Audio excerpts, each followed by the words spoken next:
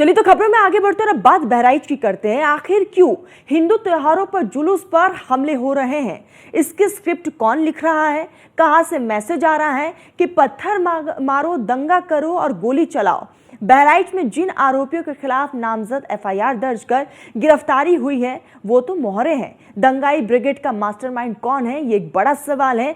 आखिर बहराइच में क्या कुछ हुआ, एक रिपोर्ट दिखाते हैं आपको। दंगा फाइल का मास्टरमाइंड कौन? कैसे फेल हुआ खुफिया तंत्र? आरोपियों के पास बंदूक कहां से आई? क्या जुलूस में भावनाएं भड़काई गई?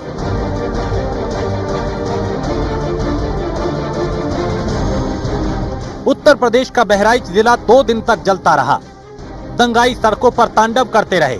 ना कानून का राज दिखा, ना खाकी की पहरेदारी। जिधर नजर जा रही थी वहीं दंगाइयों के तांडव की तस्वीरें दिखाई दे रही थी। हाथ में डंडे, साथ में माचिस और पेट्रोल लेकर हिंसा की आग का ऐसा खेल खेला गया कि सब कुछ जलकर राख हो गया।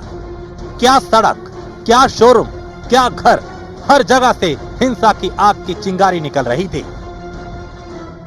बहराइच के महासी महाराजगंज में जो विसर्जन के दौरान जो घटना घटी है वो यहाँ पर ये वही इलाका है जहाँ पर वो घटना घटी है। इसके बाद लोगों ने जिस तरह से आक्रोश व्याप्त हुआ और उन्होंने जिस तरह से आगजनी शुरू की उसकी गवाह ये गाड़ियाँ बनी हुई हैं। जिस तरह से देख सकते हैं कि एक नहीं दर्जनों की तादाद में आधे दर्जन से अधिक गाड़ियाँ जल गई हैं। जिस तरह से वो गाड़ियाँ देख रहे हैं इस तरह से ये देखें यहाँ 2 गाड़ियाँ जली हुई हैं। इन्हें भी बिना बड़ा बेरहमी से जलाया गया है। इनको जलाने के पीछे क्या लोगों का आक्रोश रहा है, जिस तरह से आक्रोश चंपा है। इस गाड़ी के ऊपर देखिए लिखा हुआ है जय माता दी। इस पर साफ शब्दों में देख सकते हैं किस तरह से हिंदुओं को निशाना बनाया गया है। छांट करके हिंदुओं के वाहनों को और उनकी गाड़ियों को निशाना बनाया गया है। इस तरह से ये मकान देख सकते हैं किस तरह से बेरहमी से जला है। चारों ओर के धुएं दिख रहे हैं जो यहाँ पर भयावह आग की तस्वीर पेश करते हैं कि किस तरह से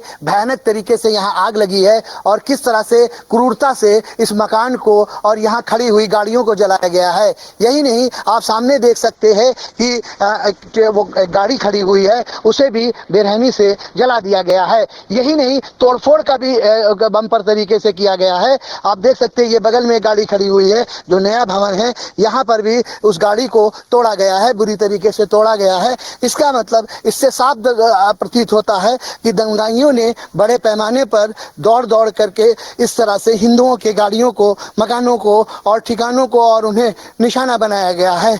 यहाँ तक लोगों ने बताया है कि कुछ लोगों को पूछ करके, आधार देख करके हिंदुओं की पिटाई की गई है और उन्हें प्रताड़ित किया गया है। ये हालात यहाँ के स्थिति विस्फोटक बनी हुई थी, लेकिन मुख्यमंत्री के निर्देश के बाद, मुख्यमंत्री के मामले में संज्ञान लेने के बाद यहाँ पर एडीजी यहाँ आए अमिताभ यश सर, इसके बाद और आला अफसर यहाँ पर यहाँ का दौरा किए हैं और उन्होंने स्थिति को नियंत्रण करने के लिए कड़े प्रयास किए हैं। डीएमएसपी निरंतर सुरक्षा बलों के साथ यहाँ क्षेत्र में कैंप कर रहे हैं, निरंतर दौरा कर रहे हैं। अब उनका जो स्थिति है अब सामान्य है। उस स्थिति को सामान्य बनाने के साथ साथ अब उनका ये प्रयास है प्रशासन का कि जो लोग हैं उनमें विश्वास पैदा किया जाए और उनमें सुरक्षा का एहसास दिलाया जाए। उन्हें ये बताया जाए, उन्हें विश्वास दिलाया जाए कि वो हर व्यक्ति सुरक्षित है इस सरकार में।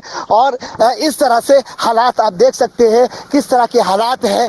अब जो वर्तमान में स्थिति बनी हुई है उससे ये साफ प्रतीत होता है कि प्रशासन का ये प्रयास है कि आप लोगों में विश्वास पैदा किया जाए। प्रशासन का पहला प्रयास था कि विसर्जन हो, दूसरा प्रयास प्रशासन ने किया कि शांति व्यवस्था बहाल हो। कल दोपहर के बाद से यहाँ शांति व्यवस्था बहाल है और इसके बाद अब आज प्रशासन ने स्थानों को चिन्हित किया, संवेदनशील स्थानों को चिन्हित करके वहां पर सुरक्षा बल तैनात किया है। साथ ही वो प्रशासन खुद दरवाजे गांव जा करके लोगों में सुरक्षा का एहसास करा रहा है।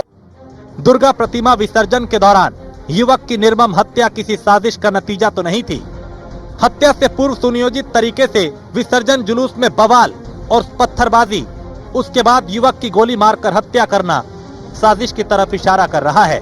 मूर्ति विसर्जन के दौरान पहले डीजे बजा, दूसरी तरफ से पत्थर चले, फिर गोलियां चली। एक युवक का सीना छलनी कर दिया गया। इसके बाद हिंसा भड़क गई, दर्जनों घरों को आग के हवाले कर दिया गया। एसटीएफ चीफ अमिताभ यश को बहराइच जाके हालात को कंट्रोल करना पड़ा।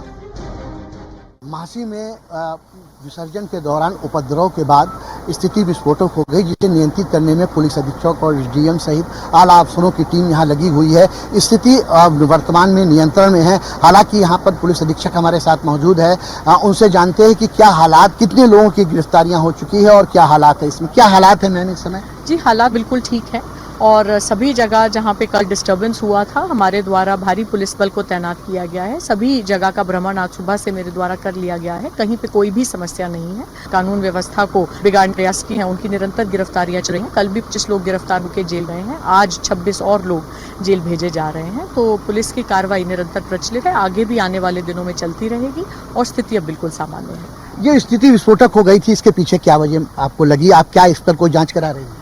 जी, यही जांच का विषय है। जो गिरफ्तारियां हो रही हैं वो इसीलिए हो रही हैं क्योंकि कुछ अराजक तत्वों ने कानून व्यवस्था को बिगाड़ने का प्रयास किया और जिसमें एक व्यक्ति की जान भी गई। तो सभी जो लोग अलग अलग लेवल्स पे अलग अलग तरह के अपराधों के लिए जिम्मेवार हैं, उन सभी के विरुद्ध प्रभावी ठोस कार्रवाई की जाएगी।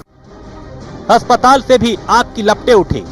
लखनऊ सेवा अस्पताल नाम का ये अस्पताल बाइक शोरूम के ठीक बगल में था। यहाँ भी भीड़ ने अपना गुस्सा उतारा, अस्पताल को तहस नहस कर डाला और अस्पताल में रखी दवाइयों को जला दिया।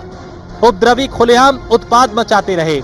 बाइक शोरूम और अस्पताल को आग के हवाले करने के बाद भीड़ का गुस्सा शांत नहीं हुआ और कई घरों में आग लगा दी गई। घर में रखे सारे सामान को दंगाइयों ने जला डाला। न घर के अंदर रखे सामान बचा, न घर में रखी गाड़ियां। विसर्जन के दौरान हुए उपद्रव के गवाह बने हैं, क्रूरता के गवाह बने हैं ये ठिकाने। ये है मोटरसाइकिल की एजेंसी जिसे आग के हवाले कर दिया गया, इसे बुरी तरीके से जलाया गया। यही नहीं, इसके कार सेंटर को जो यहाँ पर कार्यशाला है, जहाँ पर उसका निर्माण, अभी भी देखिए यहाँ हम आए हैं, यहाँ अभी भी धुआं उठ रहा है। यहाँ अभी भी जो है गर्मी से इन जो मोटरसाइकिलें जली हैं, जिस तरह से इस एजेंसी को आग के हवाले किया गया है, उससे यहाँ पर अभी भी चिन्ह मौजूद है, अभी भी धुआं उठ रहा है। अभी भी यहाँ पर आग बुझाने के बावजूद दूसरे दिन भी यहाँ पर धुआं दिख रहा है। साफ शब्दों में दिख रहा है कि किस तरह से यहाँ के धुएं के गुबार अभी भी बना हुआ है। हालांकि प्रशासन यहाँ पर सफाई करवा रहा है, इसकी सफाई व्यवस्था में लगा हुआ है। यही नहीं, किस तरह से बेरहमी से इसको पूरी तरीके से जलाया गया है। ये देख सकते हैं कि किस तरह से मोटरसाइकिलें लाइन से लगी हुई हैं, इन्हें आग के हवाले कर दिया गया है, इन्हें बुरी तरीके से जला दिया है। ये क्रूरता की निशानी है कि किस तरह से उपद्रवियों ने यहाँ पर उपद्रव मचाया है। बड़े बड़े इत्मीनान से उन्होंने तांडव किया है। यहाँ पर शायद संभवतः लगता है कि सुरक्षा बल या कम था, या सुरक्षा बल यहाँ तैनात नहीं था, या सुरक्षा बल यहाँ पर पहुँच नहीं पाया और उस दौरान उन्होंने उपद्रवियों ने उपद्रव किया और इसको पूरे एजेंसी को आग के हवाले कर दिया।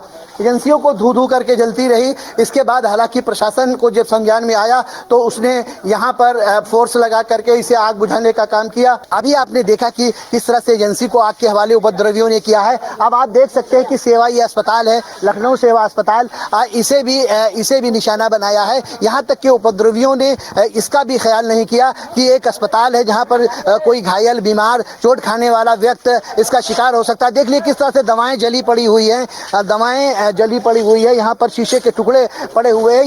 ये क्रूरता की दास्तान बयां कर रहे हैं। जिस तरह से क्रूरता से उपद्रवियों ने उपद्रव किया है, किस तरह से उपद्रवियों ने यहाँ पर उपद्रव करके आग के हवाले किया है, आगजनी की है। ये क्रूरतम चेहरा जो उपद्रवियों का सामने आया है। जिस तरह से उन्होंने जो अस्पताल है जहाँ स्वास्थ्य की सेवाएं मिलती है, किसी बीमार को, किसी घायल को उपचार होता है गाँव के लिए, ये उसको भी नहीं बख्शा है उपद्रवियों ने। उपद्रवियों के तांडव का इससे बड़ा उदाहरण और क्या हो सकता है। किस तरह से जो है उपद्रवियों ने गाड़ी, एजेंसी और यहाँ तक के अस्पतालों को भी अपना निशाना बनाया है।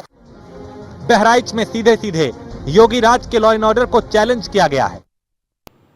फिलहाल बुलेटिन में बस इतना ही। आप देखते रहिए न्यूज़ 1 इंडिया।